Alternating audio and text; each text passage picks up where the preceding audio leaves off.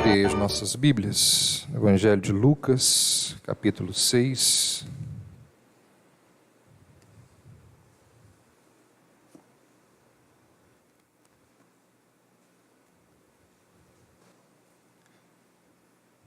Na nossa série de exposições neste Evangelho, nós chegamos aí a parte que fala do julgamento.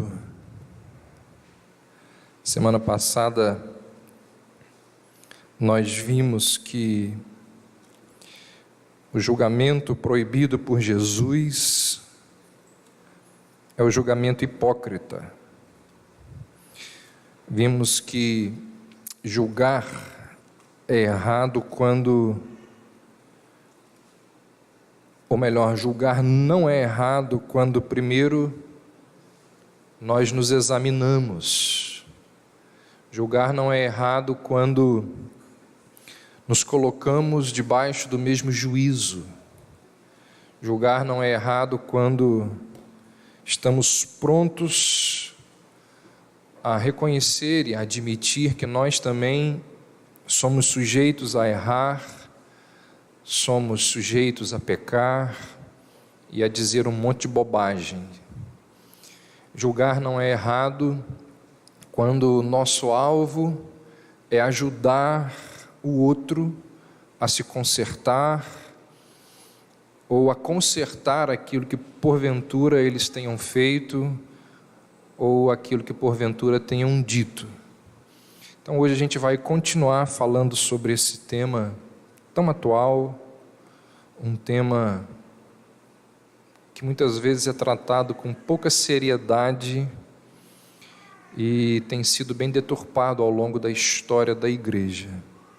Diz aí o verso 37, não julgueis, para que não sejais julgados, não condeneis e não sereis condenados, perdoai e sereis perdoados.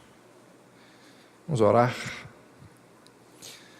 Senhor, pedimos que o Teu Espírito possa aquietar os nossos corações, despertar as nossas mentes, de forma a nos concentrarmos e ouvirmos aquilo que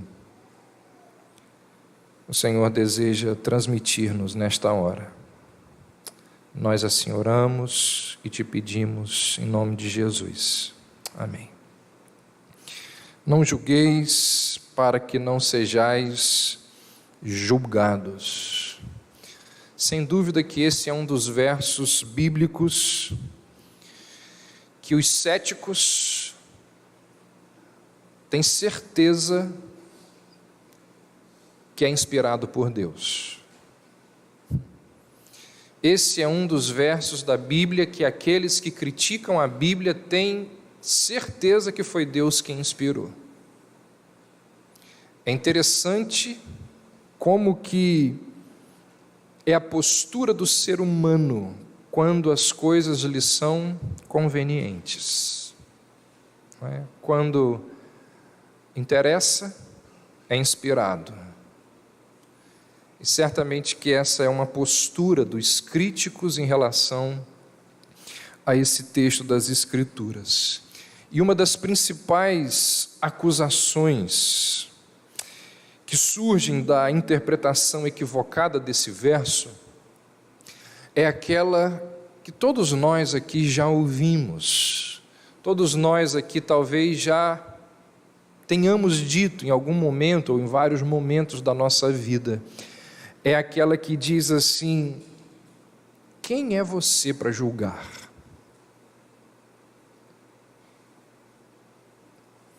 Ou então, quem você pensa que é?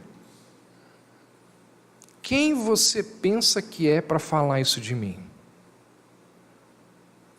Também aparece de outra maneira. Você acha que você está falando com quem? Então, Uma das principais acusações que surgem da interpretação equivocada desse verso, não julgueis para que não sejais julgados, é essa. Quem é você? Quem você pensa que é? Você acha que está falando com quem? E alguns esclarecimentos precisam ser feitos, são necessários ser feitos sobre essa acusação.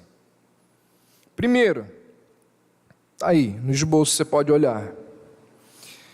Essa acusação, ela se baseia num grande mal entendido.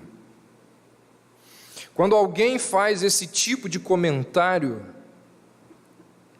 ele está pensando assim, quando alguém faz esse comentário, quem é você para julgar, ou quem você pensa que é?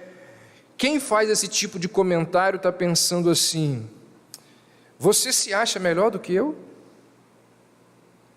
Quem você pensa que é pode ser traduzido ou pode ser entendido como você se acha melhor do que eu? Para falar isso de mim? Óbvio que não, claro que não. Quando nós cristãos julgamos, e como vimos semana passada, isso é um dever nosso, e como ainda vamos ver hoje, é um dever nosso julgar. Quando nós o fazemos, nós não fazemos porque nos achamos melhores que os outros, de forma alguma. Nós não criamos as regras que governam o comportamento humano. Nós estamos, tanto quanto os outros, debaixo das mesmas responsabilidades e condenados por elas. Nós sabemos que somos criminosos, ainda mais aqueles que se dizem reformados, que creem na doutrina da depravação total. Cremos que somos criminosos. Como disse Jesus, só existe um que é bom, e esse é Deus. Nós não somos bons. Existe uma justiça, e a parte da misericórdia, nós iremos sofrer essa justiça. Foi-nos mostrado o caminho para o perdão e para a reconciliação com Deus, e o que nós desejamos é mostrar às outras pessoas esse caminho. E muitas vezes, para que isso aconteça, nós precisamos julgar. Imagine que você esteja viajando com um amigo no carro dele e vou trocar aqui porque a pilha está acabando. E você está dentro do carro dele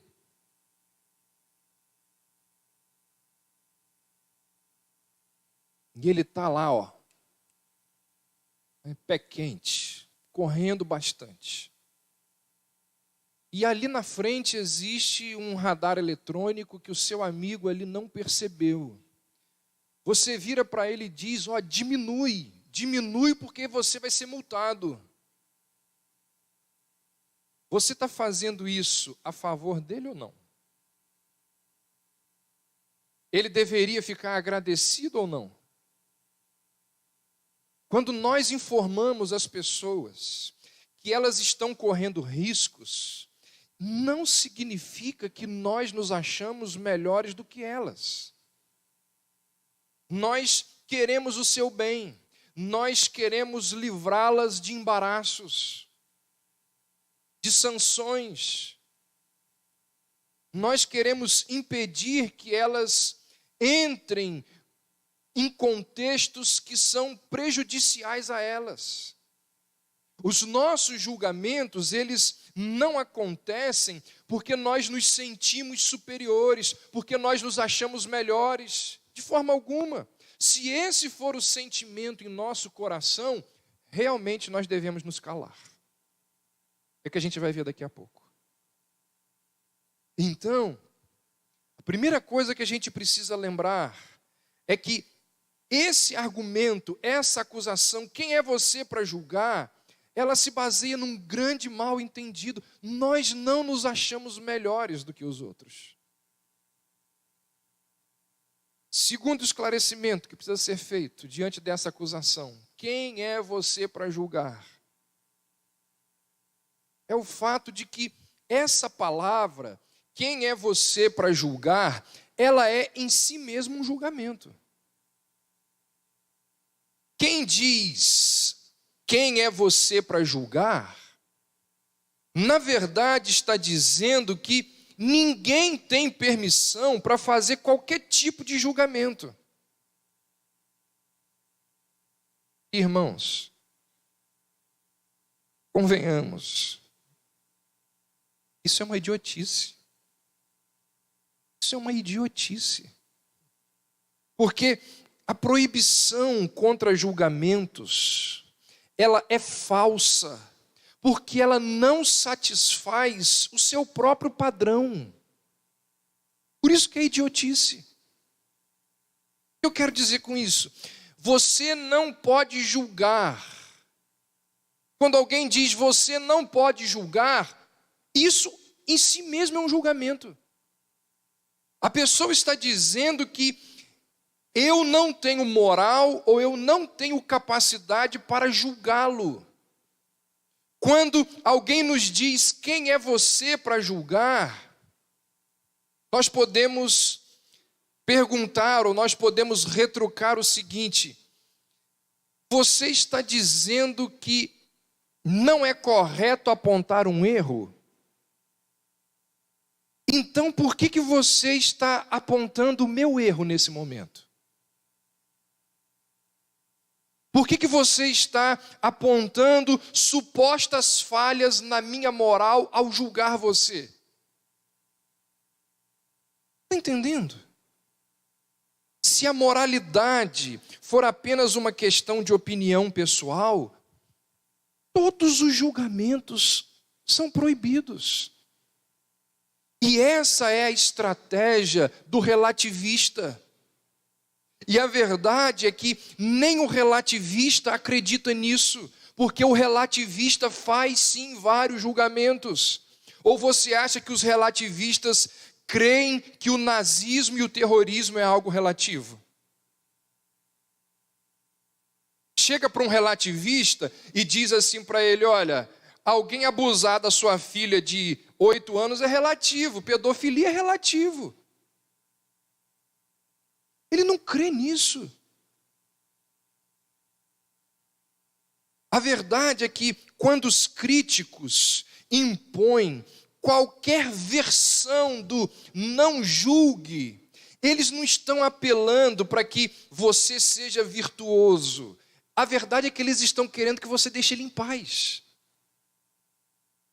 Eles querem que você não o perturbe. E eles citam Jesus não por convicção, mas por conveniência.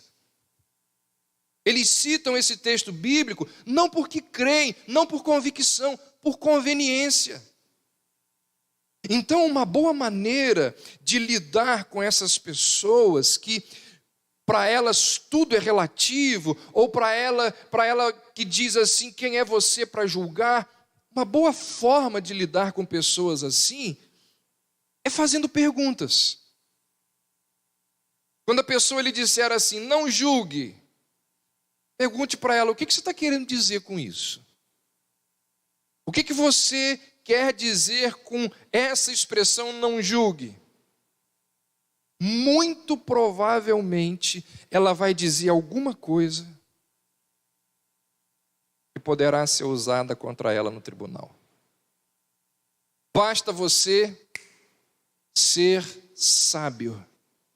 Basta você ter discernimento. A gente vai falar sobre discernimento daqui a algumas semanas.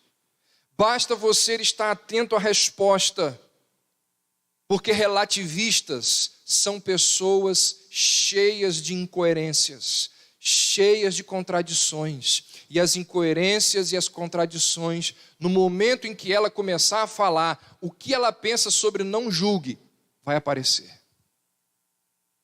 Você precisa ser inteligente, manter a compostura, a calma e saber usar as palavras que ela vai usar ali contra elas mesmas. Então, primeiro esclarecimento sobre essa acusação, baseado no texto que Jesus disse: quem é você para julgar? Primeiro, se baseia num grande mal entendido. Segundo, essa palavra em si já é um julgamento. E terceiro, ela é uma falácia. É uma falácia. É um argumento que possui a aparência de verdade, possui a aparência de legitimidade, mas no fundo esconde uma enorme mentira. Isso é uma falácia. A cordialidade e a tolerância levada a limites fora da normalidade conduz a um comportamento insensato, incoerente. É interessante que ao longo das Escrituras, a gente percebe claramente que o cristão, aquele que crê neste livro, aquele que é redimido por Deus, o cristão, ele precisa provar pensamentos e atitudes. O cristão precisa exercer as suas faculdades mentais para promover uma análise de tudo que se apresenta diante dos seus olhos.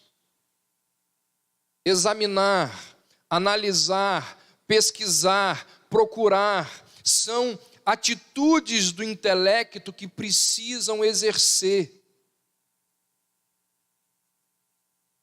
a sua capacidade de juízo na vida do cristão. Pensa no seguinte: se o crente não pudesse julgar, como muita gente diz, que a gente não pode fazer nenhum julgamento, como que a gente poderia obedecer aos mandamentos de Deus? Quantas pessoas, igrejas e líderes falam coisas completamente diferentes umas das outras sobre as Escrituras? Não existem? Vamos procurar aqui aquela denominação mais próxima da nossa, que mais pensa parecido com a gente, os presbiterianos. A nossa confissão de fé é quase idêntica à deles. Mas nós não somos presbiterianos por algumas doutrinas. E por que não somos? Porque nós julgamos aquilo que achamos mais correto. Assim como eles julgam, diferentemente de nós, aquilo que eles acham mais correto. No entanto, o que nos diferencia são coisas que não são centrais. Convivemos, somos irmãos. Pelo menos aqui nessa igreja a gente pensa assim, né?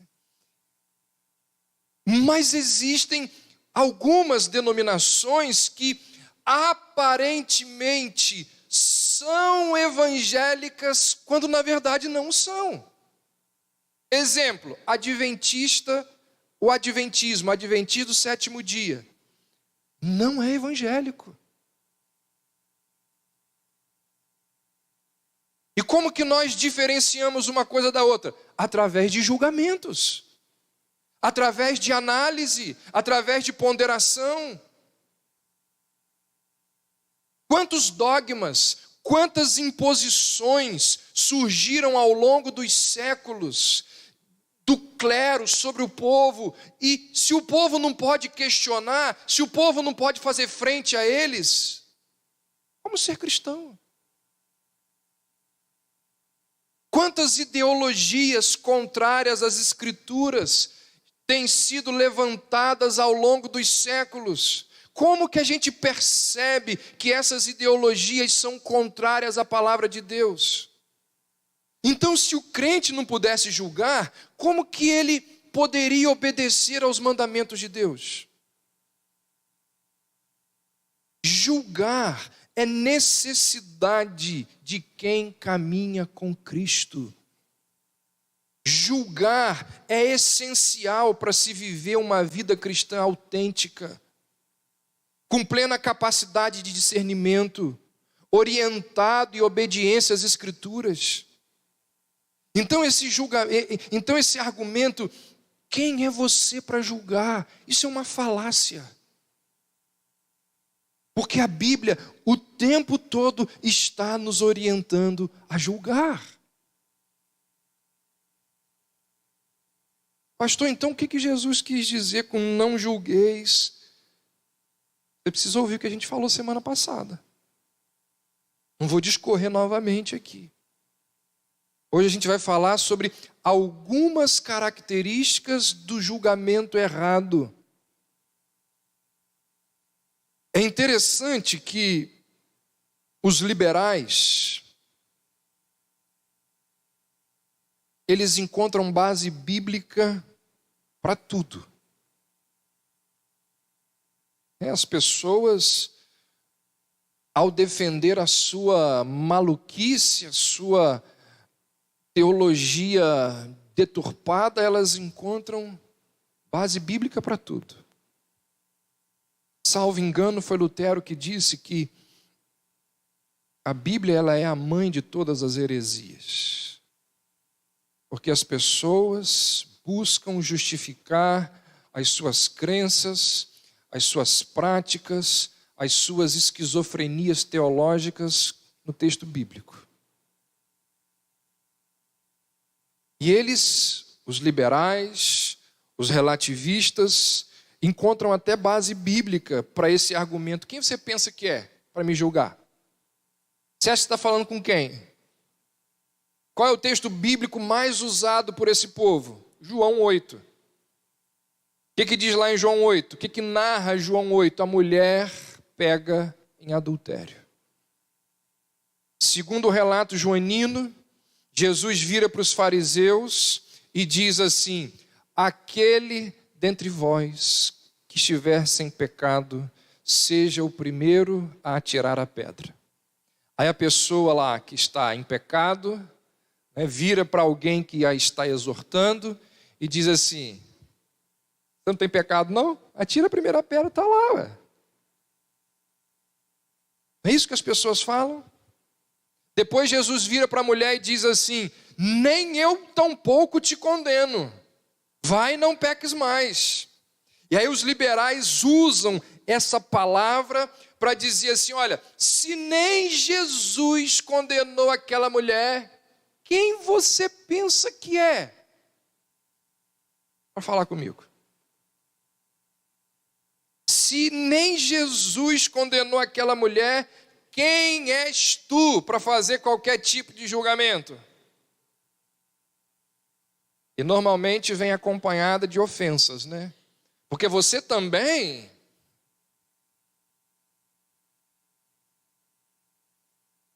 O que as pessoas não entendem, ou não querem entender, é o fato de que julgar e condenar são coisas distintas.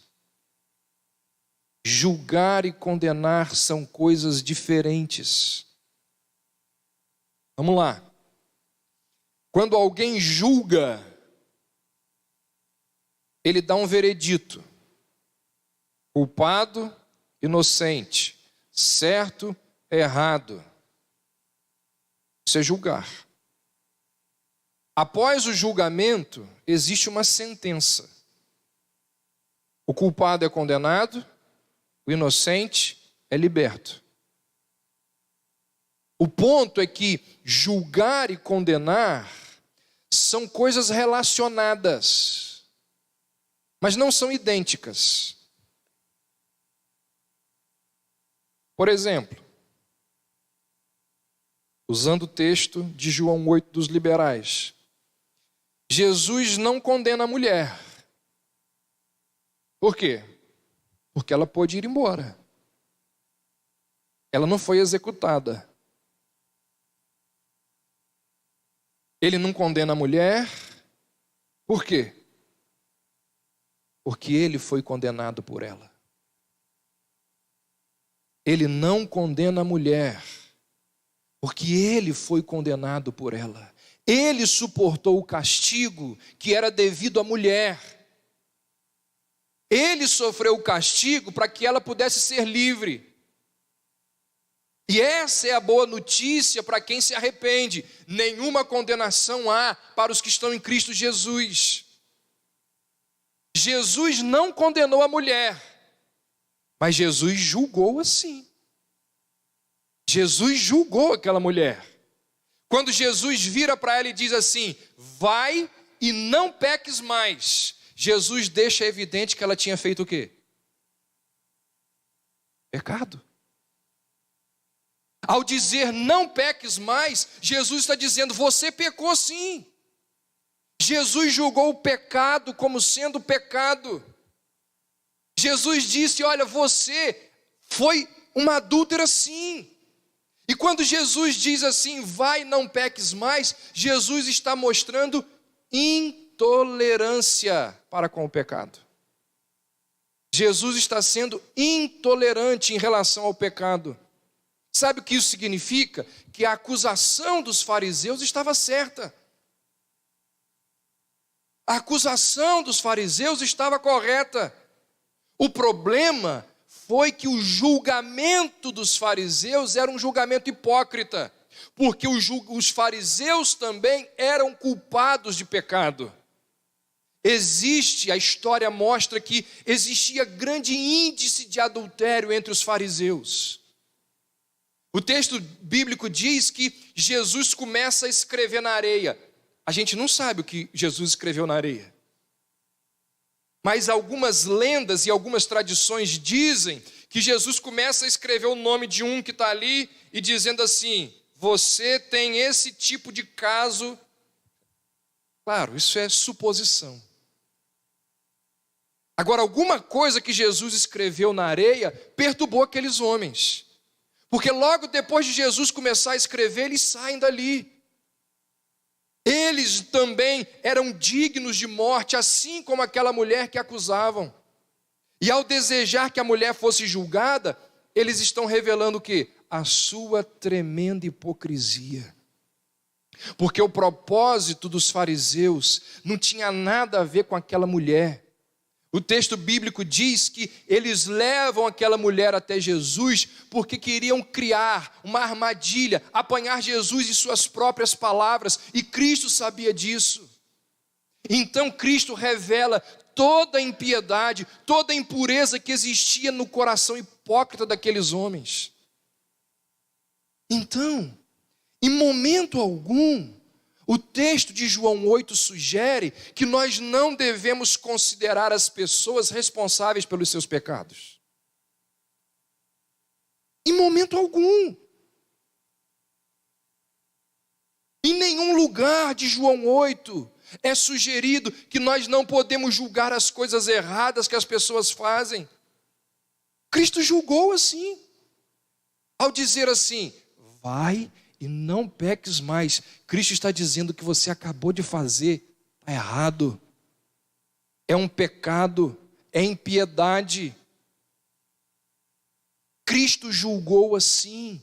E seguindo o exemplo de Cristo, nós devemos dizer aos pecadores que mostrem arrependimento e que não continuem no pecado. Semana passada eu fiquei aqui quase que uns 20 minutos, levando cada um de vocês nos mais diversos textos da Bíblia, mostrando que é nosso dever julgar as pessoas. Mas quando que nós não devemos julgar? Porque Jesus diz aqui, não julgueis. Quando que não deve acontecer esse tipo de julgamento? Aí a gente olha para o ensino geral das Escrituras e nós encontramos várias características do tipo de julgamento errado, condenado por Jesus. Primeiro deles, nós não devemos julgar quando é algo desnecessário. Desnecessário.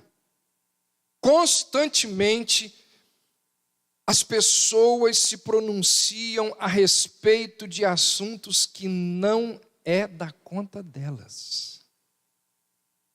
Impressionante como que crente gosta de tomar conta da vida dos outros. Não é? Como que a gente gosta de falar das pessoas. Se não lhe pediram,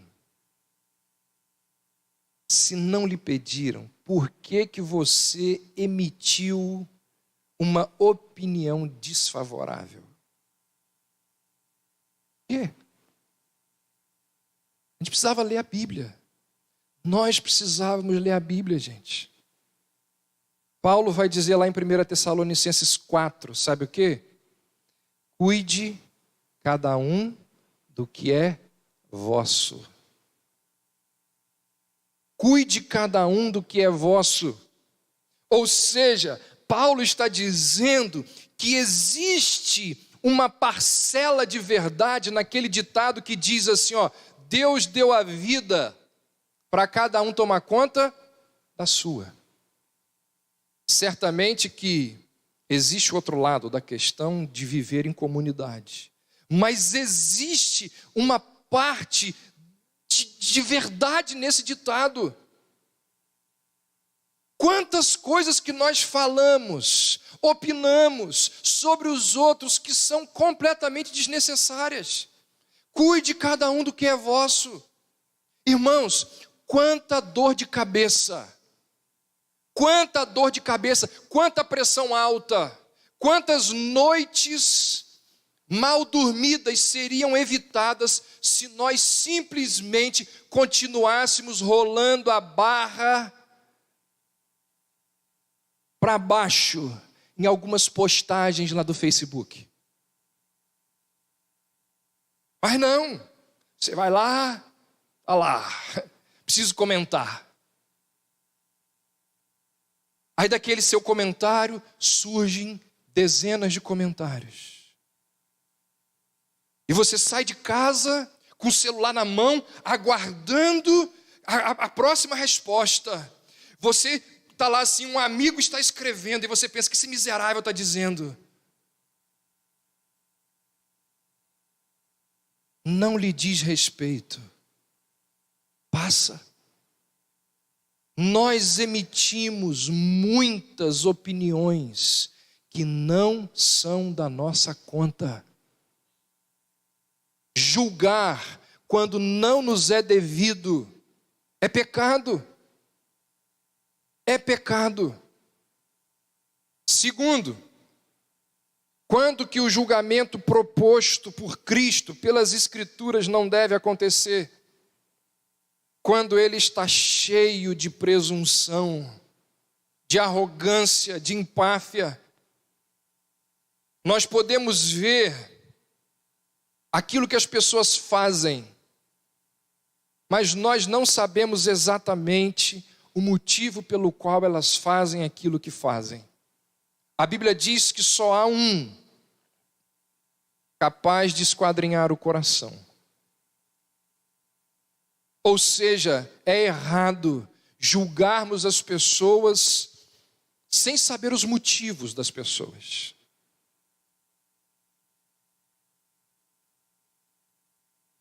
Eu gosto muito desse pensamento que eu coloquei aí, desse poeta. Quando ele diz assim, por trás do cadáver no reservatório, por trás do ressentimento em uma relação, por trás da senhora que dança e do homem que bebe de forma insana, por trás do olhar de fadiga, da crise de enxaqueca e do suspiro, há sempre outra história, há mais, há muito mais do que nos chega aos olhos. Existe muito mais do que aquilo que nos chega aos olhos. E nós, de forma arrogante, cheia de empáfia, cheia de presunção. Sem saber os motivos, nós julgamos. Um exemplo do julgamento cheio de presunção e condenado pelas Escrituras está lá em Romanos 14:10, quando Paulo diz assim: mas tu, porque julgas teu irmão, ou tu também, porque desprezas teu irmão, pois todos havemos de comparecer ante o tribunal de Cristo. Esse é um outro texto predileto daqueles que argumentam que nós devemos aceitar tudo que as pessoas dizem e fazem. Mas a questão a ser percebida aqui é o que Paulo diz na segunda parte: por que desprezas o teu irmão? Se nós fazemos julgamentos com desprezo, com arrogância, com empáfia, então esse julgamento ele é parcial, interesseiro, então não é justo e não deve ser feito. Qualquer tipo de julgamento que nos leve a elevar a fronte não deve ser feito, mesmo que seja verdade. Primeiro você vai lá, é a continuação do texto aqui.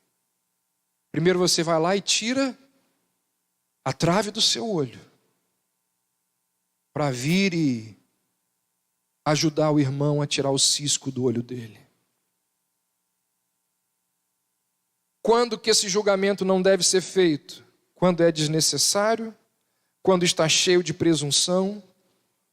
Terceiro, quando traz satisfação.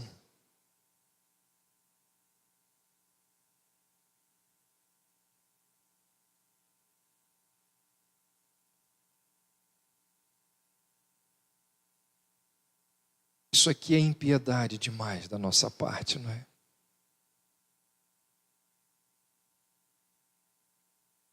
Alguém te fala alguma coisa sobre uma outra pessoa, você não vai muito com a cara. A outra pessoa que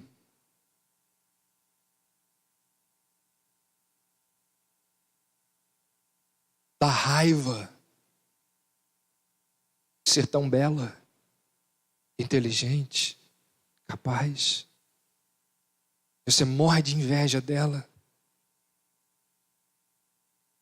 E aí você sabe de alguma coisa que aconteceu com ela. Você desvia o olhar e dá aquele sorrisozinho de canto de boca.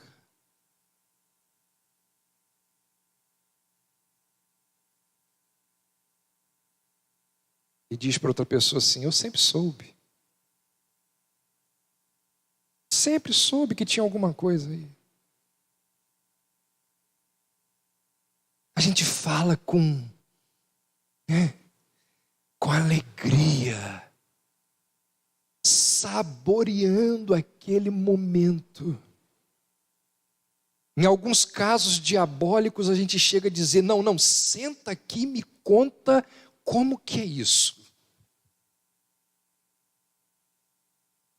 Rodeado de demônios ali, só pode. Porque a gente tem alegria com a queda do outro.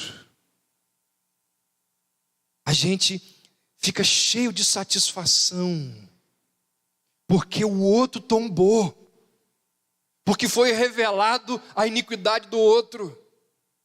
Paulo vai dizer em 1 Coríntios 13, que é um capítulo que não tem nada a ver com amor romântico. Paulo vai dizer que o amor, ele não se alegra com a injustiça. Não se alegra com as coisas ruins. Aqueles sentimentos íntimos de satisfação que a gente conta ao falar de uma falha, ao falar de um pecado de alguém. Irmãos, isso é diabólico, isso não procede de Deus. Então, se existir na transmissão ali da sua fala alegria, satisfação, é pecado. Não julgueis dessa forma. Quando que o julgamento proposto pelas Escrituras não deve acontecer? Quando é desnecessário, quando é cheio de arrogância, quando traz satisfação, quando é trivial. Paulo vai dizer em Colossenses 2: ninguém, pois, vos julgue por causa de comida, bebida ou dia de festa, por ninharia, por besteira.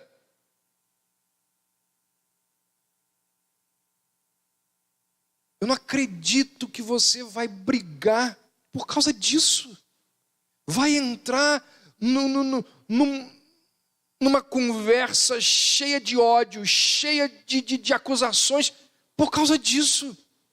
Infelizmente existem dezenas de conflitos que nascem, que são oriundos de assuntos completamente insignificantes. Alguns deles até duvidosos.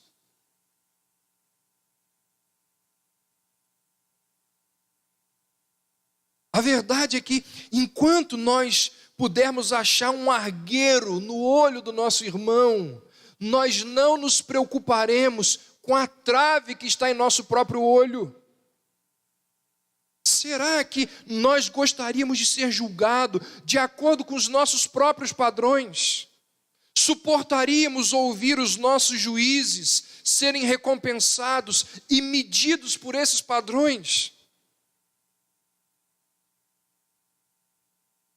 Em toda essa questão, nós deveríamos estar sempre nos lembrando do verso bíblico que estudamos meses atrás: bem-aventurados os misericordiosos, porque alcançarão misericórdia.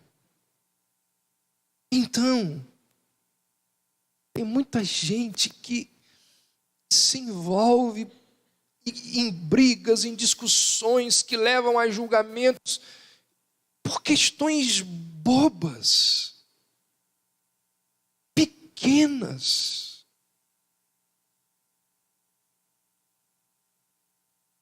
Águia não pega mosca. Não se rebaixe.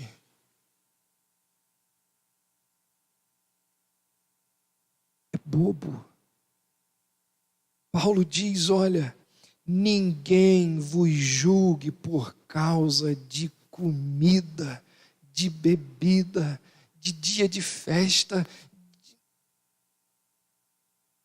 E normalmente os fariseus adoram isso daí, né? Se ligam em coisas muito pequenas. Quinto, quando que o julgamento proposto pelas Escrituras não deve acontecer?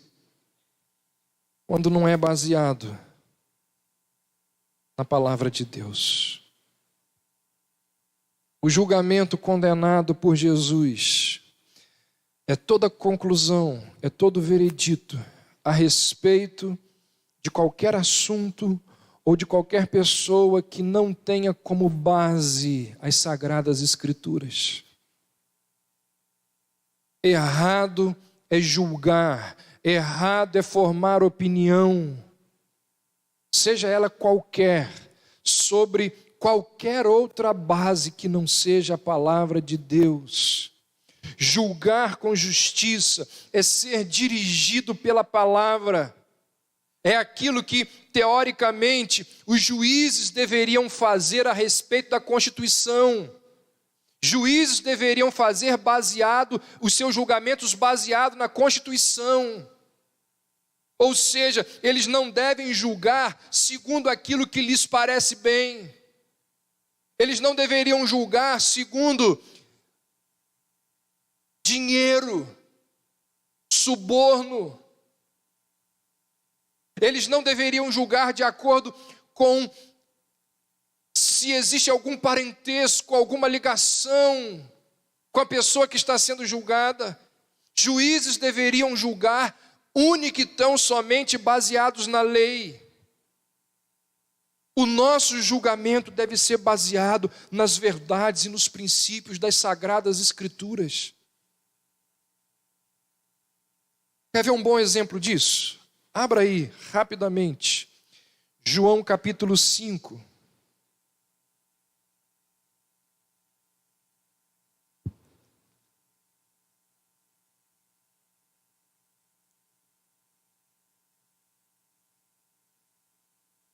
João capítulo 5, verso 45, Jesus diz assim: não penseis que eu vos hei de acusar perante o Pai.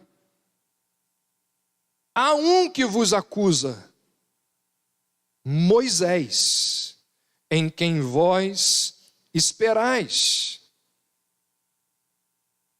Aqui precisa de um esclarecimento para você entender o que Jesus está dizendo aqui. Existia uma tradição, até hoje existia uma tradição entre os judeus de chamar os 5 primeiros livros da Bíblia de Moisés. Ou seja, de chamar os nomes dos livros pelo nome do seu autor. Por isso que Jesus diz aqui: eu não vos acuso.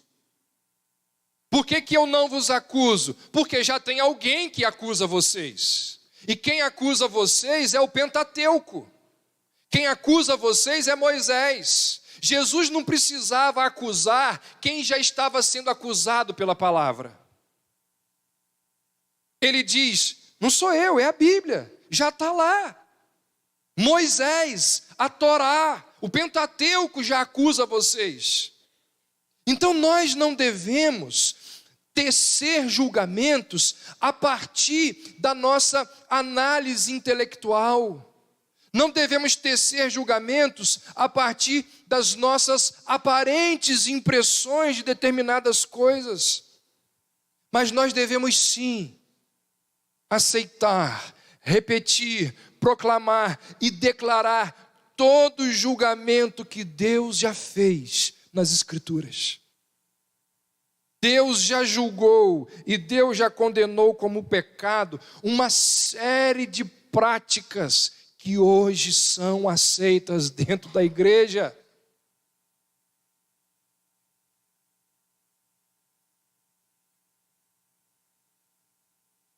Homossexualismo, adultério, pessoas que têm uma vida moral completamente corrompida. A gente poderia falar aqui problemas gravíssimos envolvendo dinheiro.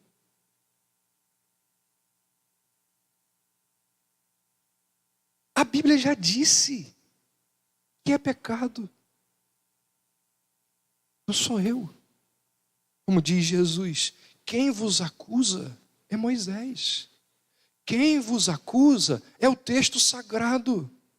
Então Deus já julgou e Deus já condenou como pecado aquela prática, aquela postura de vida.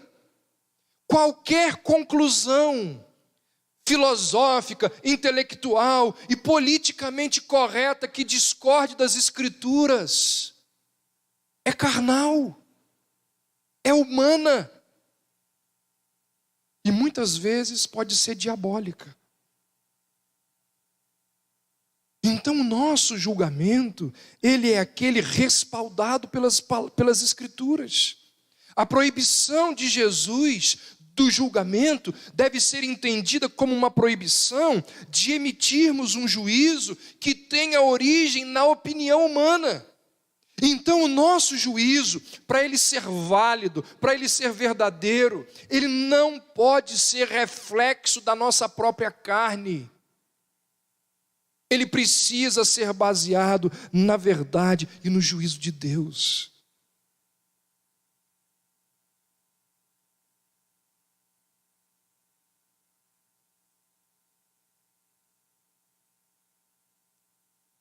Eu encerro, caminho para o fim.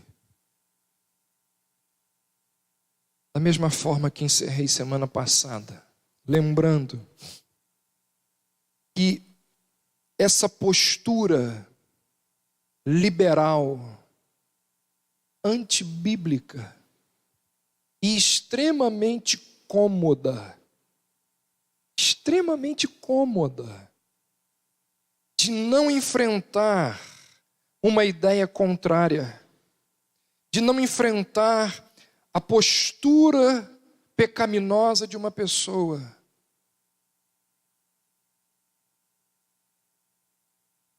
Essa postura, ao longo de semanas, de meses, de anos, e em casos de instituições, de décadas, essa postura de não enfrentar a verdade, essa postura cômoda de não enfrentar uma ideia contrária, ela vai produzindo indiferença contra a verdade, ou com a verdade, para com a verdade. Exalta-se a ignorância com o pretenso argumento de que, no dia do juízo, Deus é que vai julgar todas as coisas, nós não estamos aqui preparados para exercer juízo. Quem fala isso tinha que ler mais a Bíblia. Quem fala isso devia ler aquela quantidade gigante de textos que nós vimos aqui semana passada. E dizem que é nosso dever, como cristãos, julgar as coisas erradas. Irmãos, Deus nos deu discernimento para que nós o guardássemos, o ignorássemos, o desprezássemos. Não.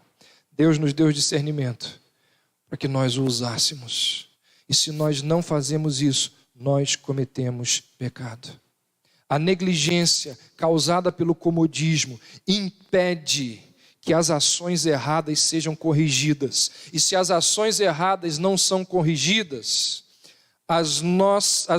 surgirão novas vítimas que serão feitas porque a injustiça com o erro anterior não foi tratado. Paulo vai dizer que um dos motivos para a disciplina na igreja qual é? Para que outros, vendo, temam. Um dos objetivos é esse, para que outros, vendo, temam. E quando nós vemos as coisas erradas, fingimos que não vemos, passamos pano quente, fingimos que está tudo bem, o erro se propaga. E novas vítimas surgirão.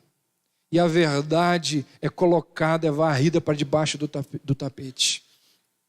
Comportamentos e ideologias são tolerados em nome de uma cordialidade, em nome de uma união mentirosa.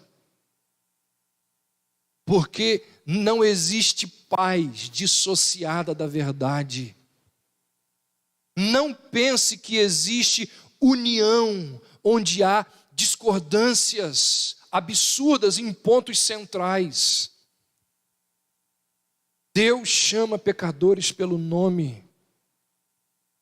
Vimos isso semana passada, Paulo dizendo para um monte de gente, Alexandre o Latueiro, Himeneu e tantos outros me prejudicaram, me causaram grandes males. Paulo vai dizer para um membro da igreja de Corinto, olha, esse aí, entrega para o diabo. É isso que Paulo diz lá? Entrega para o diabo. Mas que isso, Paulo? Você está achando o quê, rapaz? Você vai ser processado. Em nome da tolerância,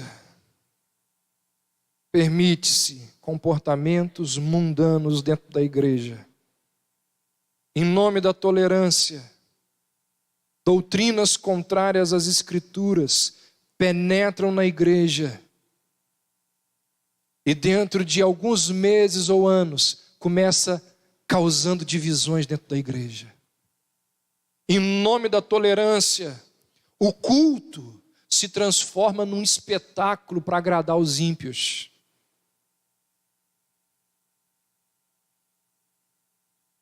Muitas vezes esse espetáculo é dirigido por ímpios que se dizem cristãos. Em nome da tolerância, brotam, surgem, se multiplicam cada vez mais atrocidades e monstruosidades dentro da igreja que causam repulsa ao nosso Deus. John MacArthur, quando esteve na Fiel, na década de 90, ele disse assim: o maior dano do movimento carismático no mundo não tem nada a ver com falar em línguas, com visões, com revelações, tem nada a ver com isso. O maior dano do movimento carismático é criar um ambiente de tolerância, onde se aceita todas as monstruosidades em nome de Deus. Vamos tolerando, tolerando, tolerando. A primeira baixa é a paz. Depois se derruba. Primeira baixa é a verdade. Depois vem a baixa da paz. E os soldados continuarão sendo tombados em nome de uma pretensa tolerância. Nós vivemos num país que prega a tolerância, as coisas mais absurdas, as coisas mais grotescas. Mais do que nunca, é nosso dever como igreja julgar as coisas erradas e chamar aquilo que é errado de errado. A igreja de Deus não pode permitir esse liberalismo que se alastra cada vez mais entre os evangélicos. Meus irmãos, se nós nos calarmos, seremos acusados por Deus, de conivência. O limite da tolerância está naquilo que contrarie, ainda que sutilmente, os ensinamentos das Escrituras.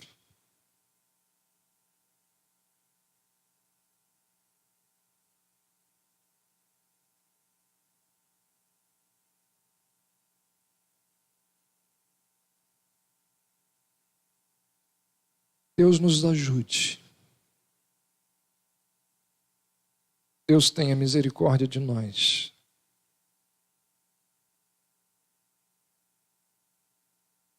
Nesses últimos meses, você sabe muito bem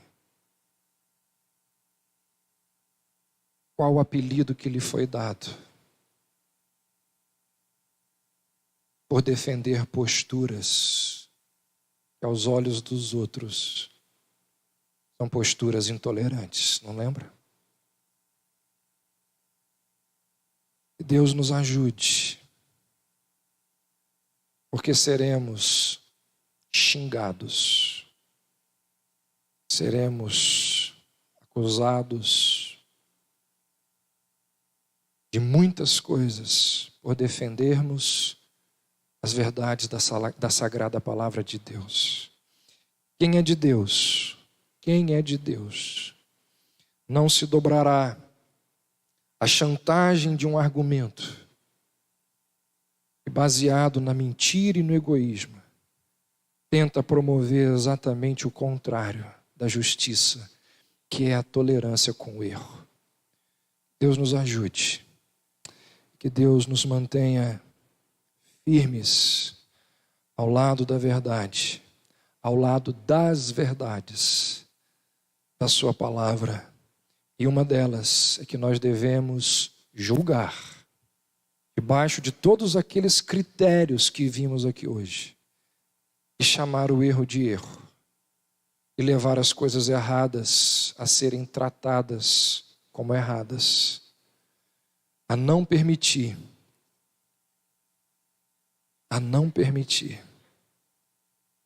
que o erro se propague entre nós, seja ele qual for. Vamos orar.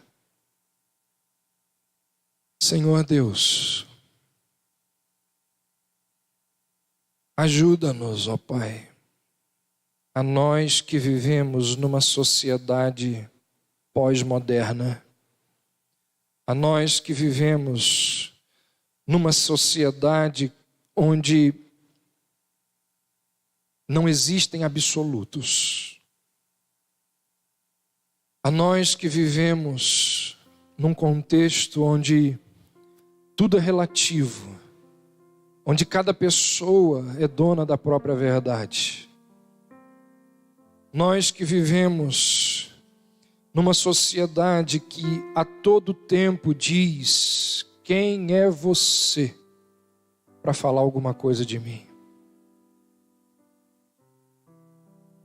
Por outro lado, ó Deus, nós também pedimos por aquelas pessoas que realmente fazem julgamentos errados, julgamentos baseados na sua carnalidade, na sua empáfia, no seu orgulho, julgamentos que não são baseados nos princípios e valores da palavra de Deus, julgamentos que não levam em consideração toda a história, julgamentos triviais, banais, irrisórios. Ó Deus, quantas coisas erradas existem por aí que precisam de uma palavra sábia, coerente, madura, e nós estamos brigando, e nós estamos gastando a nossa energia com coisas tão pequenas. Ajuda-nos, ó Deus, a crescermos, a amadurecermos. Que estas coisas que aqui ouvimos possam fortalecer a nossa fé, possam nos tornar homens e mulheres mais maduros, possam nos levar para mais perto do Senhor Jesus. Ajuda-nos, ó Deus, diante de tudo que ouvimos. Que a graça do nosso Senhor Jesus Cristo, o amor de Deus, o nosso Pai, e as consolações do Espírito Santo de Deus sejam sobre todos vós, hoje e para todos sempre.